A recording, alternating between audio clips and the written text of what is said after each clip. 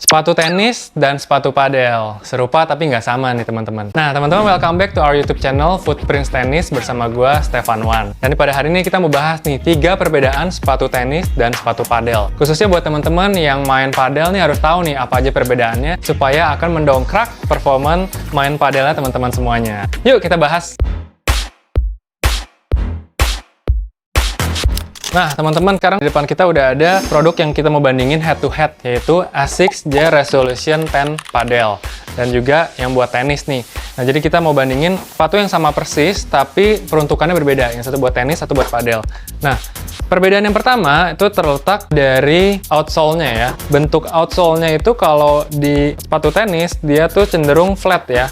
Cenderung flat, tapi kalau di sepatu padel dia tuh cenderung berbentuk herringbone direction atau zigzag nih seperti ini. Herringbone direction ini berguna untuk beradaptasi dengan carpet turf ya, karena kalau misalnya di lapangan padel itu kan kita menginjak carpet turf seperti rumput sintetis. Nah, sedangkan kalau di lapangan tenis kita nginjaknya hard court ya, yang seperti semen itu. Nah, jadi herringbone direction benar-benar berfungsi untuk mengegrip, mencengkram dari carpet turf tersebut supaya kita akan lebih stabil dan lebih menggenggam gitu ya ketika kita napak dan untuk melangkah.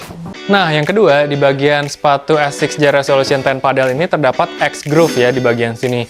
Nah, X-Groove ini berfungsi untuk menstabilkan langkah kita supaya kita bisa lebih stabil, terutama kalau misalnya kita lagi volley gitu ya. Di depan itu kan terdapat hentakan yang cukup keras gitu. Nah, X-Groove ini berfungsi untuk lebih mencengkram lagi dan memberikan stabilitas ketika kita banyak bergerak nih, ke kiri, ke kanan, dan lain sebagainya. Nah, perbedaan yang ketiga, di ASICS J Resolution Padel ini terdapat pivot point di bagian sininya nih. Nah, bagian sini ada pivot point yang memudahkan kita untuk berputar 360 derajat. Jadi, contohnya kalau kita ngambil bola-bola back wall ya, harus berputar dari kaca, maju lagi. Nah, ini sangat ngebantu buat berputar ya, dari segi pivot points-nya gitu. Nah, jadi itu ya teman-teman perbedaan dari sepatu tenis dan sepatu padel. Sepatu tenis tuh cenderung flat, karena memang peruntukannya buat di hard court. Sepatu padel itu dia bentuknya herringbone atau zigzag, dan dia ada X-Groove, dan dia ada pivot points-nya. Nah, sekarang ada pertanyaan nih, bisa nggak sih saya main padel pakai sepatu tenis?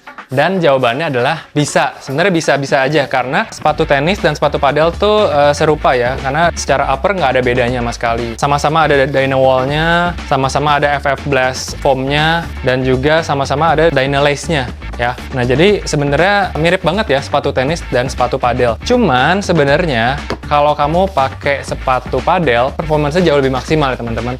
Karena peruntukannya beda gitu, surface-nya beda gitu, tenis dan juga padel. Dan ketika kita pakai sepatu padel untuk main di surface carpet turf itu sangat mendukung banget untuk pergerakan kita. Kita tahu lah bahwa raket sport memang footwork tuh penting banget. Jadinya sepatu yang tepat akan mendukung performa kalian juga.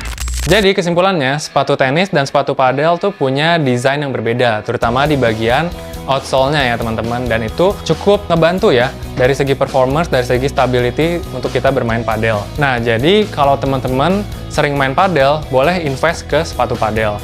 Tapi kalau teman-teman main padelnya sesekali aja, teman-teman masih bisa kok pakai sepatu tenis teman-teman semuanya. Dan kabar baiknya, ASICS J Resolution Padel dan tenis nih sudah tersedia di Footprints Tennis ya. Jadi kalau teman-teman yang mau beli sepatu padel, akhirnya udah tersedia di Footprints Tennis. Dan kita tahu bahwa ASICS J Resolution Padel ini merupakan sepatu padel pertama yang resmi dirilis di Indonesia. Oke teman-teman, sampai sini dulu. Semoga informasi membantu ya. Dan jangan lupa like dan juga subscribe ya buat dapat info menarik lainnya. Oke, sampai jumpa di video berikutnya.